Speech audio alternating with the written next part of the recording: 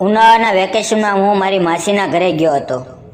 મારી માસીને 2 બાળકો હતા, એક છોકરો અને એક છોકરી. મારી માસીની દીકરીનું નામ પૂનમ હતું. તે ખૂબ જ સુંદર હતી. તેની ઉંમર લગભગ 22 વર્ષની હતી અને તેનો દીકરો 12 વર્ષનો હતો. મારી માસીની દીકરીના લગ્ન હતા. તે થોડા દિવસો માટે તેના ઘરે આવી હતી. એક રાત્રે જ્યારે અમે સૂતા હતા ત્યારે તેનો હાથ મને સ્પર્શી ગયો. મારા શરીરમાં કરંટ લાગ્યો. હું મારી જાતને કાબૂમાં રાખી શક્યો નહીં અને તે આખી રાત સૂઈ રહી. મિત્રો, આજની વાર્તા ખૂબ જ રસપ્રદ બનવાની છે, તો આખો વિડીયો જુઓ. મારું નામ રાજ છે.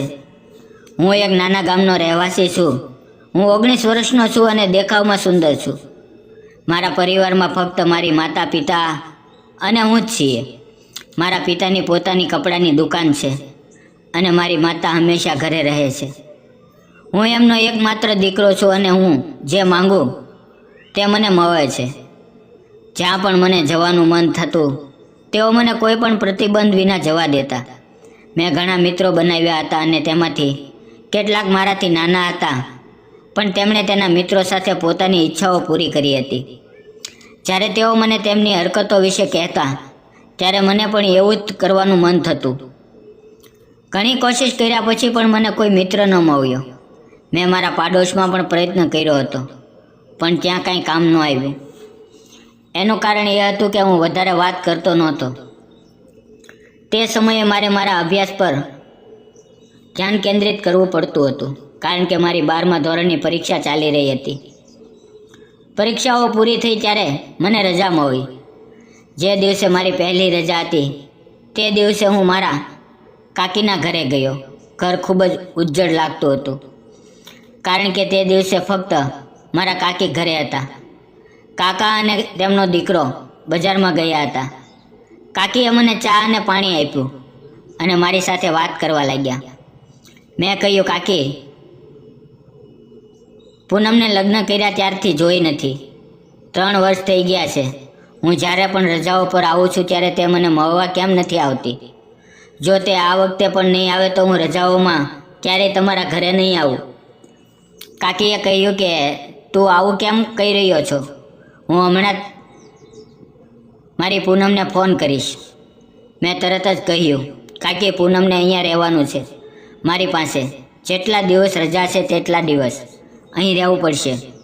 કાકીએ કહ્યું, હા દીકરા, હું તેને કહીશ અને તેના સાસરિયા પણ તેને રોકશે નહીં, કારણ કે તે 8 મહિનાથી અહીંયા નથી, કારણ કે તે અમારા ઘરે આવી છે. થઈ ગયું પછી બુવાએ તરત જ પૂનમને ફોન કર્યો અને તેને 1 અઠવાડિયા માટે તેની માતાના ઘરે આવવાનું કહ્યું. પહેલાં તો પૂનમ આવવા તૈયાર નહોતી, પણ જ્યારે કાકીએ તેને કહ્યું કે રાજ તારાથી ખૂબ ગુસ્સે છે, કારણ કે તું ક્યારેય તેને મળવા નથી આવી અને રાજ કહી રહ્યો છે કે જો તું આ વખતે નહીં આવે તો રજાઓમાં તે અમારા ઘરે નહીં આવે. મારા કાકીની દીકરી કહેવા લાગી કે ચાલ, હું તને મળવા આવી રહી છું, પણ ફક્ત 4 દિવસ માટે જ આવી શકું છું. ત્યારે મારા કાકીએ કહ્યું કે કોઈ વાંધો નહીં દીકરા, બસ રાત્રે એકવાર મને મળો. પૂનમે પણ કહ્યું, હા કહ્યું, ઠીક છે, અને ફોન કાપી નાખ્યો. જ્યારે સાંજ પડી ત્યારે કોઈએ ફોન કર્યો. દરવાજો ખખડાવ્યો. હું તરત જ દરવાજો ખોલવા ગયો. દરવાજો ખોલતાની સાથે જ મારા કાકીની દીકરી સામે ઊભી હતી. તે એટલી સુંદર દેખાતી હતી કે હું તેને જોતો જ રહી ગયો. મેં દોડીને તેને ગળે લગાવી, પણ તેને ગળે લગાવતાની સાથે જ મને કંઈક અજુગતું લાગ્યું. તે સમયે મેં મારી જાતને તેનાથી દૂર કરી અને તેને અંદર આવવાનું કહ્યું. બધાને મળ્યા પછી અમે રૂમમાં સાથે બેઠા. હું મારી પૂનમને જોતો રહી ગયો, કારણ કે લગ્ન પહેલાં તે ખૂબ જ પાતળી હતી, પરંતુ લગ્ન પછી તે ખૂબ જ ભારે થઈ ગઈ હતી, જેના કારણે હું તેને જોતી વખતે મારા હોશ ગુમાવી રહ્યો હતો. મારું મન તેને નિશાન બનાવવાનું વિચારી રહ્યું હતું. તે સમયે મેં મારી લાગણીઓ પર કાબૂ રાખ્યો, પણ જ્યારે રાત પડી ત્યારે મેં મારી કાકીને કહ્યું, કાકી, આપણે પહેલાંની જેમ જ પલંગ પર સૂઈશું. પછી મારી કાકીના દીકરાએ કહ્યું, હા હા, કોઈ વાંધો નહીં. આજે આપણે ફોન પર ઘણી રમતો પણ રમશું. મારી કાકીએ પણ કહ્યું, કોઈ વાંધો નહીં, તમારી ઈચ્છા મુજબ સૂઈ જાઓ, પણ પહેલાં આવીને ભોજન કરો. ભોજન કર્યા પછી મારી કાકી અમારા ત્રણેય માટે દૂધના ગ્લાસ લાવ્યા, કારણ કે અમે દૂધ પીવાનું ખૂબ ગમતું હતું. દૂધ પીધા પછી અમે રૂમમાં ગયા અને અમારા ફોન પર રમતો રમવા લાગ્યા. રમત રમતા રમતા અમે મજાકમાં વાતો કરવા લાગ્યા. સૂવાની તૈયારી કરતી વખતે મેં પૂનમને કહ્યું, હું વચ્ચે સૂઈશ અને તમે બંને બાજુમાં સૂઈ જાઓ. મને આ સાંભળીને ખૂબ આનંદ થયો, કારણ કે આ રીતે હું તેમને અનુભવી શકતો હતો. જ્યારે ભાઈ અને પૂનમને સૂઈ ગયા 1 કલાક થઈ ગયો ત્યારે પૂનમે તેને મારી તરફ પીઠ ફેરવી. આ જોઈને મેં કાબુ ગુમાવ્યો. જેમ જેમ હું તેની નજીક ગયો અને તેના પર મારો હાથ મૂક્યો, તે સીધી થઈ ગઈ. પહેલાં તો મને ડર લાગ્યો કે પૂનમને મારી ક્રિયા જોઈ હશે, પરંતુ કારણ કે તે ગાઢ નિંદરમાં હતી તે સમયે તેને કંઈ પણ સમજાયું નહીં. મને એવું લાગતું હતું, પણ મેં તે રાત્રે કંઈ કર્યું નહીં. પણ મેં મારું કામ કેવી રીતે થશે તે વિશે વિચાર્યું હતું. સવાર પડતાની સાથે જ હું બજારમાં ગયો અને ઊંઘ માટેની દવા લાવ્યો. દવા લાવ્યા પછી મેં તેનો ઉપયોગ કેવી રીતે કરવો તે વિશે પણ વિચાર્યું. આખો દિવસ એકબીજા સાથે વાતો કરવામાં અને રમવામાં પસાર થયો. પણ રાત પડતાની સાથે જ અને રાત્રિ ભોજન કર્યા પછી મેં કાકીને કહ્યું, કાકી, હું મારા રૂમમાં જાઉં છું.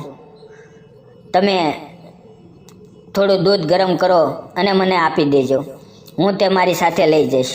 બુઆએ પણ કોઈ પ્રશ્ન પૂછ્યા વિના દૂધ ગરમ કર્યું અને મને રૂમ સુધી આપ્યું. હું ત્યાં પહોંચ્યો ત્યાં સુધીમાં મેં બંને ગ્લાસમાં દવા ભેળવી દીધી અને બંને ગ્લાસ તેમને આપ્યા. દૂધ પીધા પછી તેઓ લગભગ 1 મિનિટ સુધી તેમના ફોન સાથે રમ્યા અને પછી સૂઈ ગયા. મને પણ તક મળી. મેં તરત જ જઈને રૂમનો દરવાજો બંધ કરી દીધો.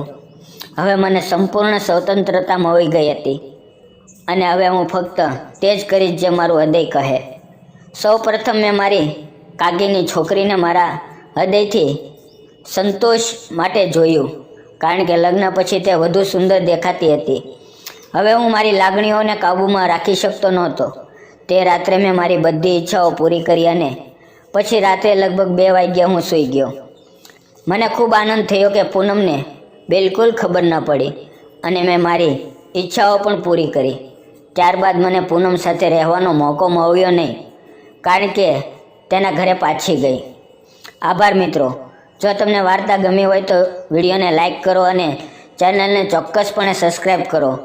ફરી મળશું નવી વાર્તામાં. ત્યાં સુધી આવજો. વિડીયો પૂરો જોવા બદલ આપ સૌ મિત્રોનો ખૂબ ખૂબ ધન્યવાદ.